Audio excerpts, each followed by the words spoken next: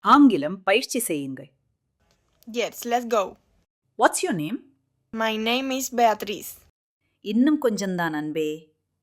தமிழில் நாம் எனக்கு என்று பெயர் என்று சொல்வோம். ஆனால் ஆங்கிலத்தில் அது இன்னும் நேரடியானது.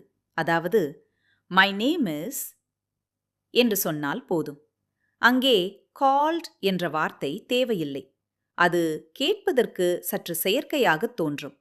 எனவே my name is என்று சொல்லுங்கள்.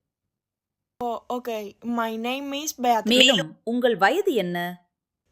I have 20 years old. வணக்கம். ஆங்கிலத்தில் ஒருவருக்கு வயது இருப்பதில்லை. மாறாக ஒரு குறிப்பிட்ட வயதாக இருப்பதாகவே சொல்லப்படுகிறது. இது தமிழிலிருந்து மாறுபட்டது.